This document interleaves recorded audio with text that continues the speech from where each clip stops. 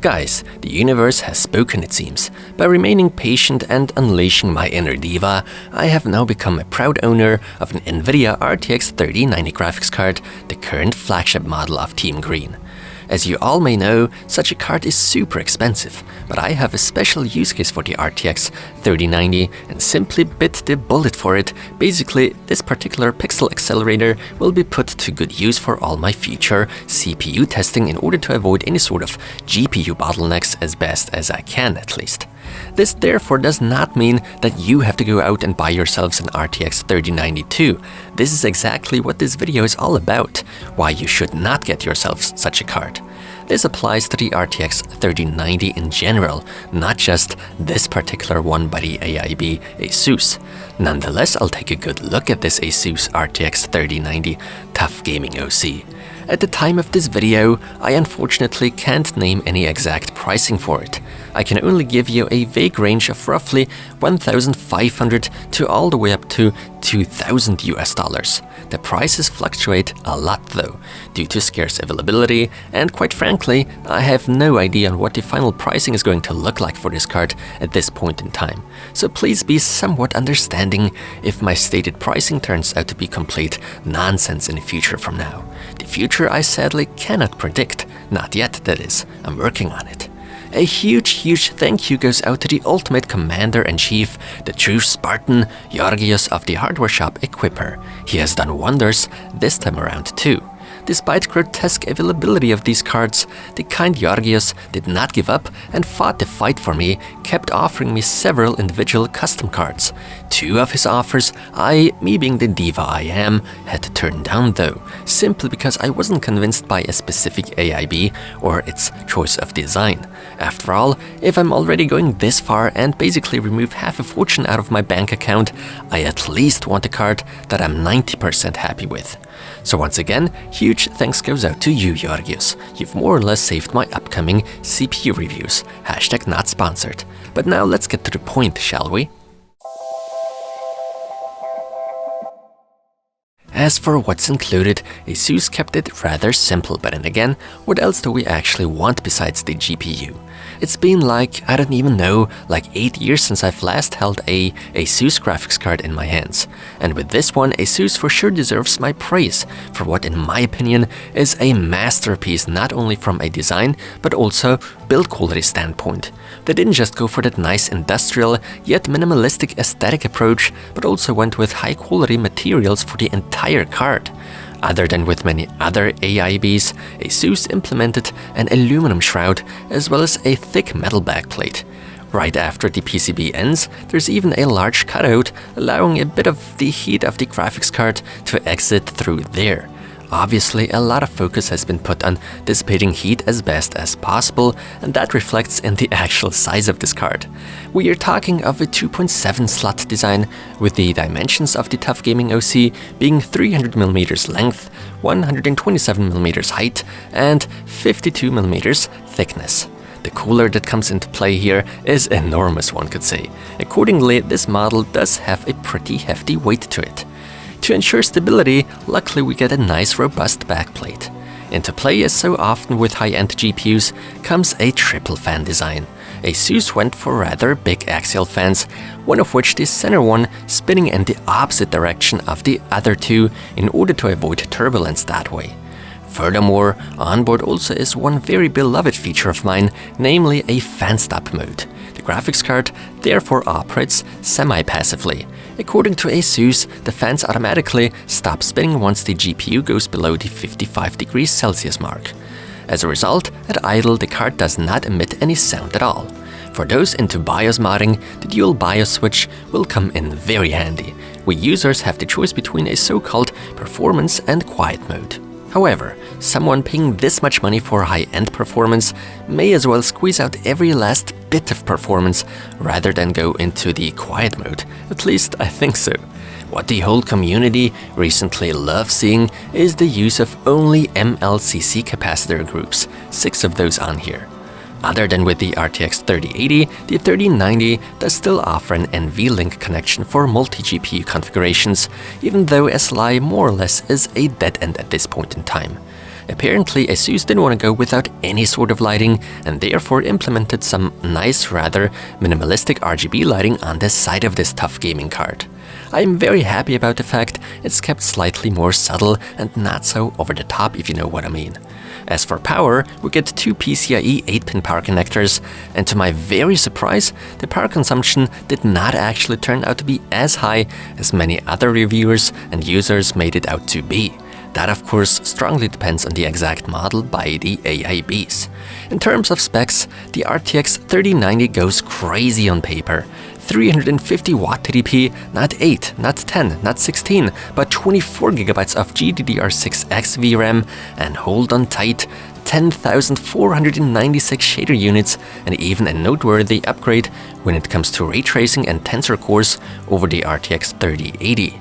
Unfortunately, I have to lower some of your expectations, because we simply do not get to see as much of a performance increase as these insane specs would suggest.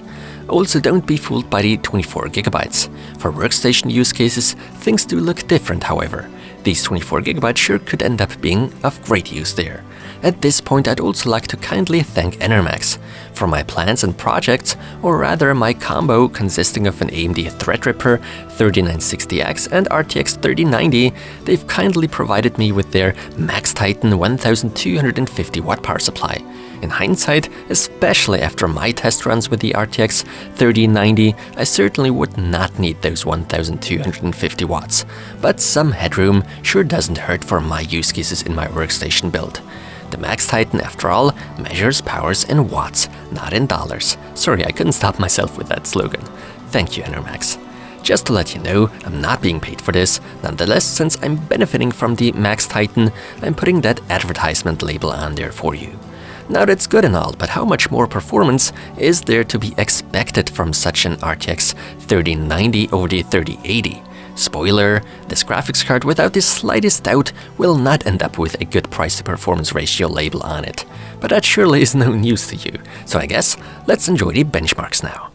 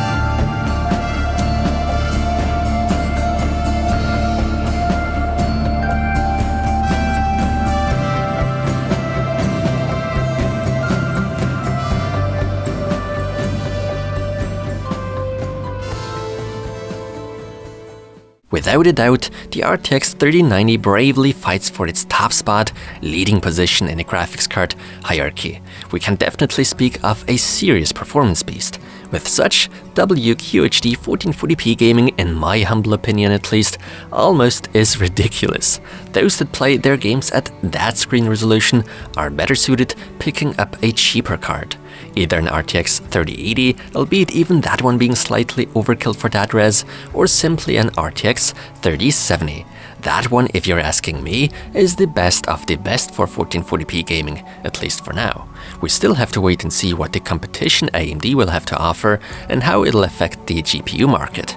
Just as in my RTX 3080 review, I can only repeat myself, finally, 4K gaming has become a reality. By that I don't mean the graphics settings being as low as the basement, no, not at all. I've carried out my tests with maxed out settings, max graphics details, with a few exceptions in one game title or another.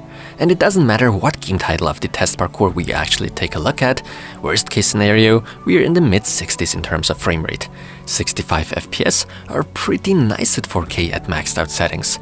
The majority of the titles though, we are running at a much higher frame rate. The average of all my gaming tests with the RTX 3090 is at 92 frames per second at 4K. 127 FPS it is at 1440p, although compared to what the RTX 3080 offers, these are fairly minimal performance gains, especially when considering pricing. And now we are talking. At 4K, the 3090 on average only manages to score 8.2% higher than the RTX 3080. At 1440p, we are talking of a mere 5%. In contrast, when we glance over to the pricing, things get ugly quite quickly.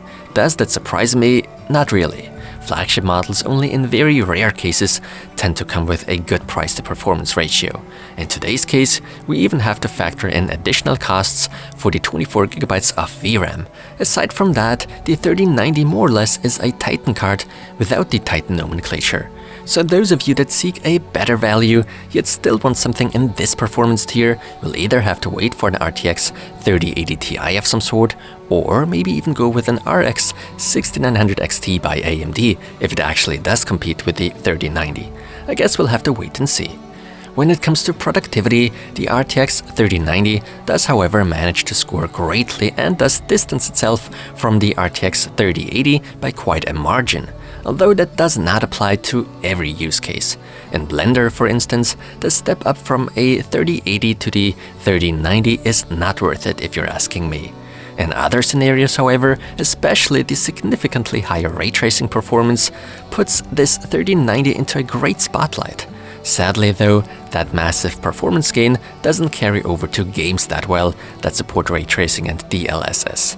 Now, despite the RTX 3090 being known for running not necessarily cool, ASUS has done a remarkable job at keeping the temperatures at bay with their cooling solution, consisting of lots and lots of aluminum. The noise levels are kept at a minimum, by the way. At idle, the fans remain off. At full load, they are audible, but all in all I would call it a pleasant noise. They've seriously done a fantastic job with this one. According to reports and statements by many other owners of an RTX 3090, I would have expected an outrageously high power draw. I mean, we're not being let down in that regard. The power draw is high, but there are just a mere 20 watts separating the 3080 and 3090 in my case.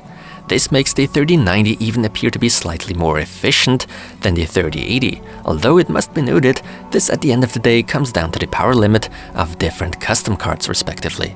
And now to get back to the title and question of the beginning of this video, why shouldn't you buy an RTX 3090? It's simple, the price-to-performance ratio is very bad for the majority of consumers.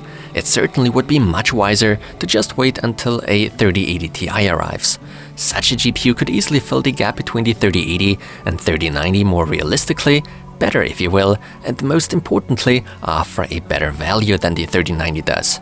If you are not averse to Team Red, AMD, you could possibly find your dream graphics card there. But let's keep it safe and actually wait until we know for sure how well an RX 6900 XT does fare against an RTX 3090.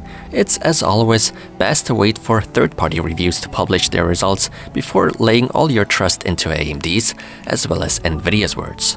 But it could very well play out this way, with the RX 6900 XT ending up being the best choice in the high-end segment, from a price-to-performance standpoint at least. These, however, are only speculations. We'll have to wait and see how it plays out in the end. Now, as great as this particular ASUS RTX 3090 TUF Gaming OC and other 3090 models may be, from a value point of view, I would avoid the RTX 3090, unless you actually need those 24GB of VRAM for your workstation needs, that is. With that being said, thanks so much for watching and see you in the next one.